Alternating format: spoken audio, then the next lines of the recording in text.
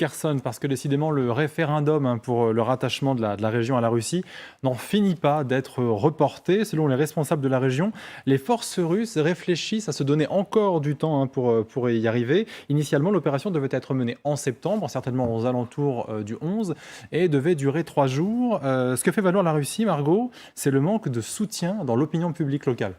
Oui, mais ça, on le savait parce que Kherson, c'est une ville où il y a eu énormément de saboteurs, de résistance, et ça, c'est le cas depuis le début de la guerre.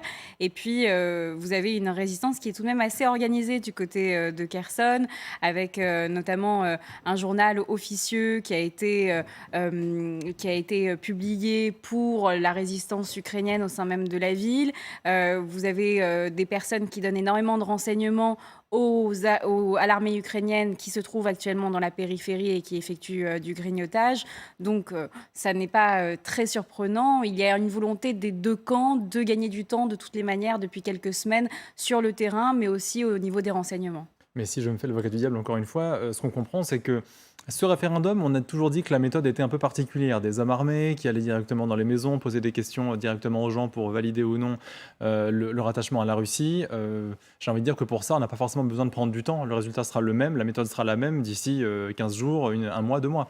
Non, bah, c'est pas les méthodes, c'est pas même le résultat qui sera exprimé qui inquiète beaucoup la Russie, c'est plutôt sa position, quoi, c'est son signification politique. C'est ça qui est extrêmement important parce qu'on a bien vu aussi avec le référendum de la Crimée, avec d'autres référendums qui ont été organisés par la Russie, que ce qui vaut vraiment le coup pour le Kremlin, c'est les significations. Ça veut dire que comment est-ce qu'on peut présenter ce qui était exprimé ou pas par les populations, à sa population, à soi, en Russie, mais aussi au monde alentour. C'est-à-dire que pas uniquement à l'Occident qui va bien sûr ne pas reconnaître ce référendum, mais aussi il y a des pays qui vont bien sûr l'accepter. Il y a des populations, notamment par exemple en Serbie, où il y a plusieurs gens qui sont pro-russes, même si la position du gouvernement ne sera pas peut-être le même, il sera plutôt pensé que oui, donc il y a la population qui veut rejoindre la Russie. Mais par contre, pour faire tout cela, il faut qu'il y ait tout d'abord une stabilité quelconque sur le territoire, c'est-à-dire qu'il faut bien mener ce référendum dans un territoire précis qui est déjà un peu sous contrôle des Russes, qu'il n'y a pas des frappes qui vont un peu gâcher l'image de ce référendum.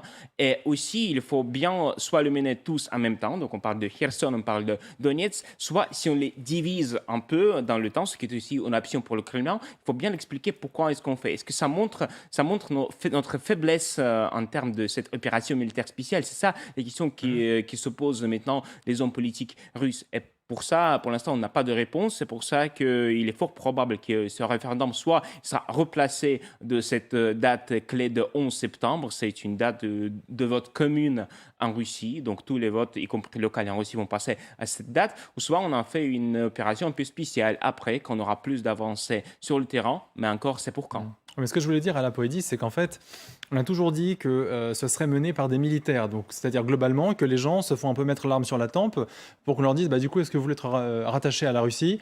La réponse, on s'en doute un petit peu, parce qu'avec une arme, la réponse n'est pas forcément la même. Pourquoi décaler quelque chose qui est de toute façon fait dans des conditions où la réponse sera forcément oui? C'est déjà, on peut répondre que c'est évident, cher Watson, parce que quand vous voyez ce que se passe aujourd'hui, quand il y a les commandements militaires qui est en train de déjà quitter Kherson et se retrouve sur la rive gauche de Dniepr, il y a 20 000 soldats qui sont encore restés parce que les ponts sont coupés, notamment pour ravitailler Kherson, coupés légèrement, c'est-à-dire ils peuvent plus, l'armée russe ne peut plus reculer parce que les armes lourdes ne pourront plus passer sur les ponts. Donc ils sont déjà pris au piège. Et les Russes, ils voient bien cette situation, mais leur train de propagande, il est déjà tellement en marche, il va directement dans le mur. Et ce train, on ne peut pas comme ça arrêter facilement. Parce que ce que se passe aujourd'hui, c'est que on a déjà lancé référendum, on l'a annoncé. Il y a eu déjà quelque chose qui a été fait. Ils ne peuvent pas s'arrêter, ils y vont, mais ils comprennent très bien que ce référendum a très peu de chances d'avoir lieu. Parce que malgré même toutes les conditions qu'ils veulent réunir pour avoir plus de votes positifs, notamment les militaires qui viennent directement chez vous, vous mettre l'arme sous la tempe en disant voilà, est-ce que vous êtes d'accord ou pas, ou aussi ça va durer pendant 7 jours et aussi en ligne. Donc n'importe qui pourra voter en ligne, on ne sait pas qui, comment ça sera vérifié. Donc n'importe quoi comme condition, mais mine de rien, ça promet, les Russes, ils y tiennent parce qu'il leur faut passer le message tout simplement d'abord pour leur propre population en Russie, pour ceux qui sont un peu loin du conflit quand même, soit parce qu'ils n'ont pas de réseau, soit ils ne sont pas vraiment connectés sur les chaînes qui les informent un peu plus, avec plus de vérité, pour leur dire, nous avançons en Ukraine, nous sommes en train de libérer les territoires, voilà nos avancements, voilà, on va apporter encore plus de territoires à la Russie. Donc c'est le seul objectif aujourd'hui de cette discussion de référendum. Mais sinon, pour parler des Ukrainiens à Kherson, il ne faut pas rêver. Tout ce qu'ils ont amené jusque-là, les morts, les tortures, la misère dans cette région, qui va voter pour. Général, est-ce que si l'armée russe décale un peu ce référendum, ça n'est pas non plus parce que ce référendum il est effectué par des militaires et que pour l'instant ils sont plus utiles sur le terrain alors qu'ils sont pas mal attaqués par l'Ukraine? Non, je ne pense pas. Moi, je dirais plutôt que la situation sécuritaire est dégradée. Il y a quand même pas mal d'attentats qui ont eu lieu, des destructions. Ce qui fait que je pense que c'est un moyen de retarder un référendum qui pourrait mal se dérouler et de se dire on va le faire plus tard, quand les conditions seront meilleures, une fois qu'on aura régularisé la sécurité locale.